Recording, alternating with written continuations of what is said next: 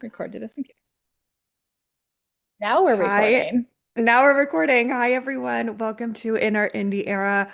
I'm Megan Michelle, award-winning author of Skylark and Born in Blood, and I'm here with my bestie, business acumen and technology extraordinaire, other Megan.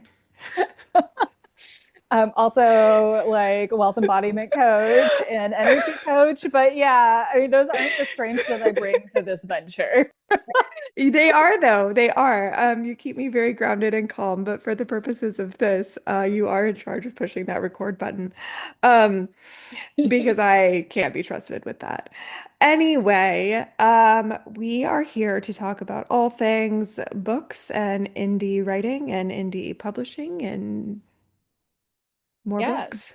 navigating what indie publishing is in this day and age and doing it on your own and not going traditional. Yeah, Yeah. Um, reinventing the reinventing. system. Awesome. I was gonna say Um, reinventing the wheel, but I hate reinventing the wheel, so no. Oh, it's like fun Um, during the pandemic when you were working from home and you could see you got to like meet your significant other's like work alter ego, oh gosh. like their work That was personality. highly disturbing. Oh my Oh my gosh, but God. I did Yeah. teach that man how to talk to salespeople because Well, that's a skill. Anyway, so yeah. yeah, let's do some Anyway, int multiple husbands ago. Let's talk about books. yeah, let's do some intro since this is our first episode. Megan, why don't you go ahead and give a little bit of information about yourself? This is my least favorite question because I never know what people want to know. I'm Megan Michelle. I'm an indie author. I started writing as a child. I think I started writing books in my head before I knew how to write words on paper. And I just love stories. I love people. My background is clinical psychology and research. So I do a lot of character development and then also incorporate a lot of grief, trauma, mental health representation into my writing. Amazing. Thank you. And Is that I'm what you want to also, know? yeah, why not? Okay. And I'm also Megan. I'm Megan Medlock. I am a Californian that lives outside of Dublin, Ireland. I've been here for the last 7 years. Recently, dual passporting, which is very exciting. I Woo. quit. I know, right? I quit my corporate job. I was working in tech. I quit my tech job in 2023 and have never looked back. Can you believe it's been 3 years? I cannot. I don't understand time at this point. Yeah, neither do I. It's like Um, pre-pandemic, post-pandemic, pre-heart surgery, post-heart surgery, pre-divorce, post-divorce, pre-book, post-book. This is how I see my life now. I don't know years and days and things. yeah, well, it's been 3 years since I left my job working as a risk manager in payments. Wild. And I know it's been 3 years, and in that time, I have been on a spiritual awakening journey as well as building my own business journey. So today, I work with women to get us over our limiting money beliefs, very much rooted in the patriarchy. So this is anti-patriarchal work as well, which I love. I just wrote a newsletter about it, and Ooh, I'm excited to read it. I know. So I incorporate. I work at the intersection of like nervous system regulation, energy work, and subconscious reprogramming. So I love it because it's a bit science, it's a bit woo, and I want more money in the hands of women. But I am here in our indie era because I've always felt like there's a book in me. I don't know what that book is yet, but We'll I was find a it. creative. Yeah, we'll find it. We'll figure it out. I was a creative writer when I was younger. Um, and I've also just like been with Megan through like her ups and downs of writing Skylark Okay, and so publishing for the Skylark. audience, Megan and I are sorority sisters. We met in college, some number of decades ago. So many years ago. Like we can call them decades at this point, which is disturbing. But anyways, so she is my original OG beta reader and has read so many iterations of all of these books and short stories and gets to hear all of my mood swings about publishing. So we decided to bring that to all of you. Um, Yeah. yeah, Yeah. So I think, well, I mean, Megan, you just got back from Houston. You were in Houston last weekend. I So was. you were at a book signing, which Mm, Houston, Texas is not Megan's home state. Her home state is Virginia.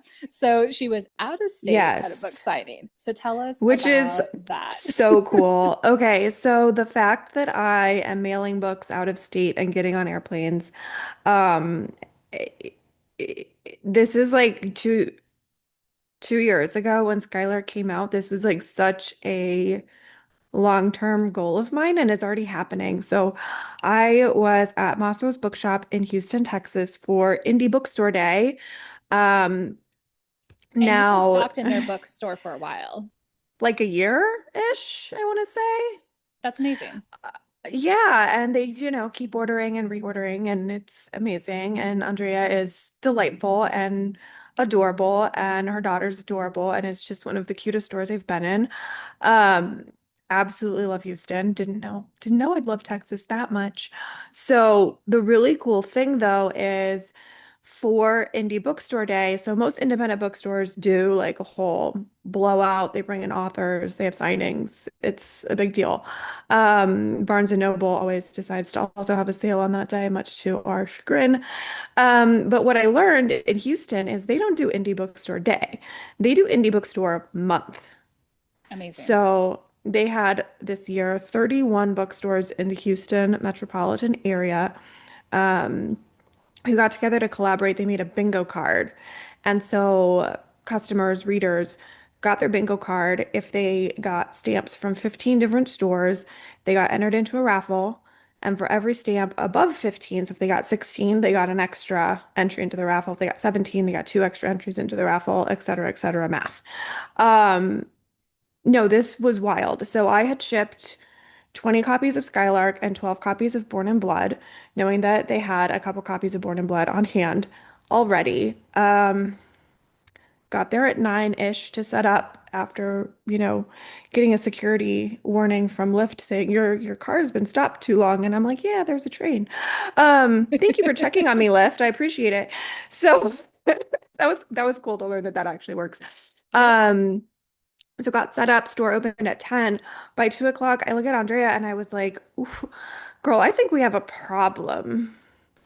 I'm almost out of books." So that's 30 Now, 30 books that you've sold through or that you just brought with about, you. I had Yeah. like, yeah, well, I had 20 plus 12, so 32. 32.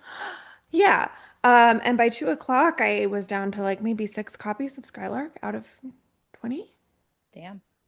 So the karmic hilarity of it all, which I know you'll appreciate. I had just sent you that draft Substack article on like how I never sell out of book signings because I'm just so well prepared. And Yeah. you had written me back and been like, maybe do a tone check because you sound like a bitch. I didn't say that exactly. I said, I don't know if what we're going for I'm is shaming paraphrasing. our readers. Like, we may not want It to was shame and okay, alienate it was a here. little I was really tired. I wrote that at like 5 o'clock at the airport on my way to Texas. Mhm. Definitely needed a tone check and the karmic ass whooping that I got later that day sure drove it home that, no matter how well prepared you are, selling 41 books in a day was so outside of the realm of possibilities for me. Um, It was just that wasn't normal yeah. until that point. And now it's your new normal. I mean, I had no idea it would be that busy. Yeah. Like it's Texas. Yeah. And I even talked to my boyfriend and he was like, "Well, yeah, you're selling like military books in a red state." And I was like, "No. One, you need to read this book because I'm selling fuck the You're like, patriarchy books in a red state." you're like, way to discount the work that I'm doing. I was like, well, tell me you haven't read my books without telling me you haven't read my books. Um, We love a which supportive I know he husband, hasn't. boyfriend. I know he hasn't because he's like, oh, then I have to get my glasses and I have to sit down. And I'm like, yeah, like we all do. Okay, calm down. You're like, So I it's need an to figure out how audiobook to form too. You don't have to I read need to figure out how to get the audiobooks on his phone. it. So yeah, but I had no idea Houston, Texas was that bookish one or that diverse. Like the people coming into the store, I mean, I don't just mean like racially, ethnically, whatever, but like men, women, all kinds of ages, gay, straight, bi, trans, everything all over the page, which is not stereotypical of Texas, right? It is a red Yeah. state. Wait, And then and the Houston's a number, military town, right? I don't know. Corpus I have to, Christi, I think is. okay. I mean, I'm sure there's NASA's in But no, but Houston. yeah, and Houston's oil, like it's like all the Houston's oil oil. corporations. Yeah. Okay. Yeah. Yeah. Um, yeah, so that was really cool to see how I'm diverse gonna it wait to actually get the is there. Houston resident hate comments when we go through this segment. When we go through, we're like, We're okay, like, to be fair, I went to my hotel. I walked across the street. I had a really nice dinner because I was too lazy to find myself gluten-free food and go anywhere farther than a block from my hotel. Um, and then I went to sleep. And then, oh no, and wait, yeah, no, and then I went to sleep and I woke up and I did the book signing and they went back to the same restaurant and ordered food. And then my dad called me about all his medical stuff. And I was like, I'll call you back after dinner. And then I made some really dumb comments to the restaurant manager about how good my steak was. And he was explaining about, the ranch down the road where the cow, came from. And I pulled this, oh, right, I totally forgot you like grow cows here. I actually said that. And girls from California, my yeah. my okay, my dad grew up like with cows. My male main character in my series grows up on a cattle ranch in Texas. I know that you raise cattle. I know that you do not grow cows. However, Yes. I actually But said you that, so I work felt a full little dumb. time and you're also authoring and doing all the like promotions and everything. So, Yeah. like life is a bit tired at the moment. And okay, and to be fair, I did have a margarita in the middle of my book signing, and I also had already had 1.5 glasses of wine at that point. So, I mean, I can drink, but we'll just blame my cow growing comments on Yeah. the alcohol, I think. So, but yeah, So like the universe was like, "Oh, you think you're always prepared for book signings? dreams. I'm going to call checkmate on that and prove you wrong." Which like also way to be surprised Yeah, and delighted. Yeah. I know. 41 books. I mean, okay, so a 41 few of books. those Okay. are because then I wanted some to restock the store. But we were like, she was like taking orders at the register and we're writing down names so I could personalize the signings and like mail Hmm. them That's amazing. when I got home. That's But really yeah, cool. if I had more books, we would have sold. Yeah, it Yeah. is really cool. Yeah. So, So I mean, talk to us about kind of like the journey that you took to even just start like having events. Like because you've got a bunch of local events too. Like you've been hitting up like the local Virginia like indie book stuff for a while now. So like what was the journey to even start like yeah. going to events? One, unlike a lot of authors, am an overly sociable extrovert, so that does help. But it actually started with my friend Mary Kay was like, "Well, you need to be doing book signings. You need to do this, and you need to do that." And I was like, I don't know how to do it. Whatever. And I forget which of us discovered this romance only bookstore in Chesapeake, which is like the next town over from me. And she was like, "Well, we're gonna go there. We're gonna go there and we're gonna talk to them." It's like you were gonna just go to the store and talk to them. We're gonna just drive like 40 minutes and go to the store and talk to them. Okay. So we did. You're like overly sociable and you're like, what, talk to people? Ew.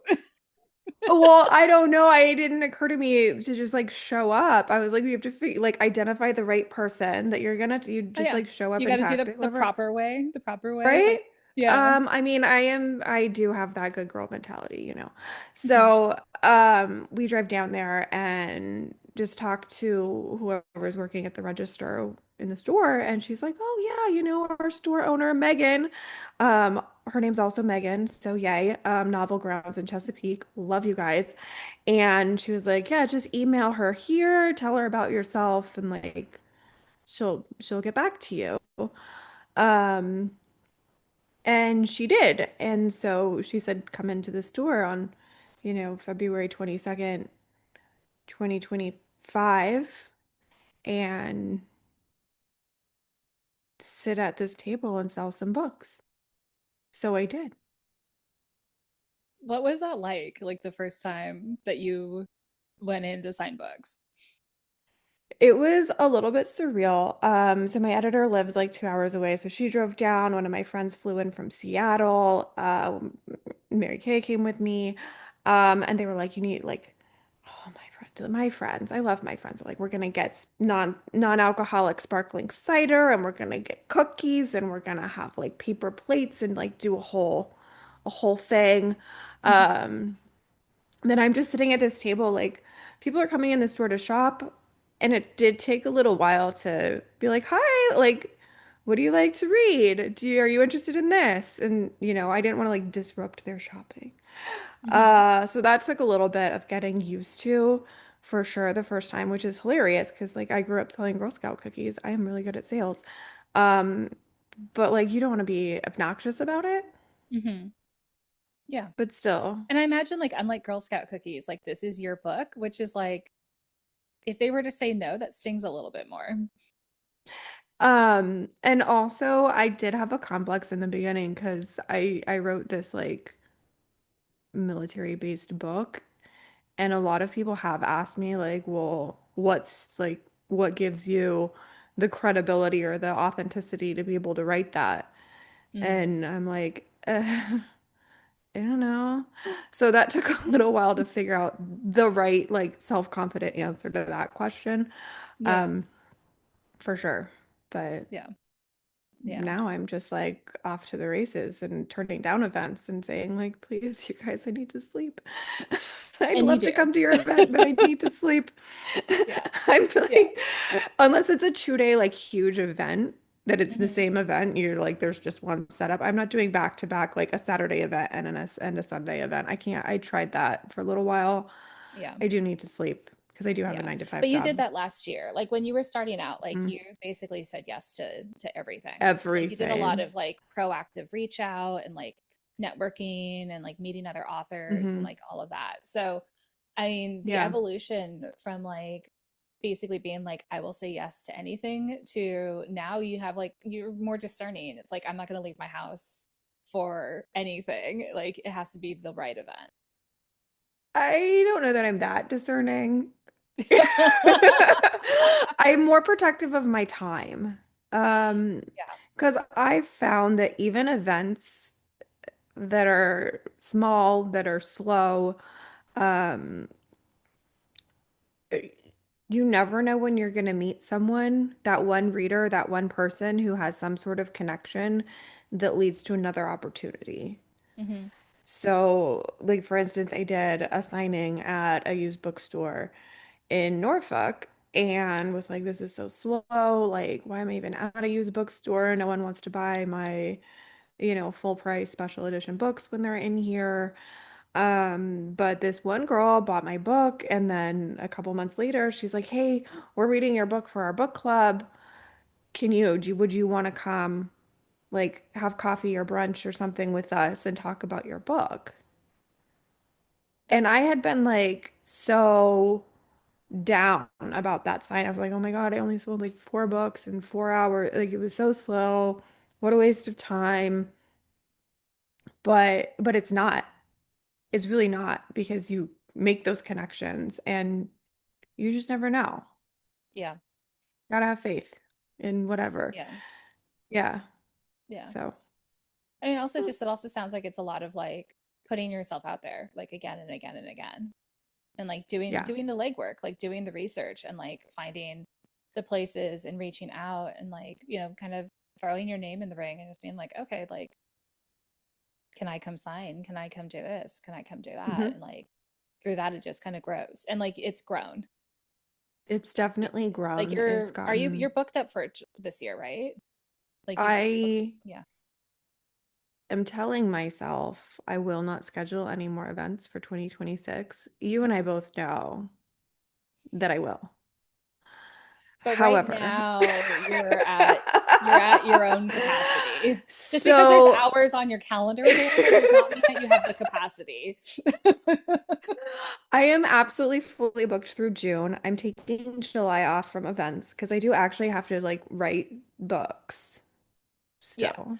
So Megan's Um, working on book 3, in which she just got this like massive developmental feedback document from her editor, which is almost its own my book in and of gosh. itself.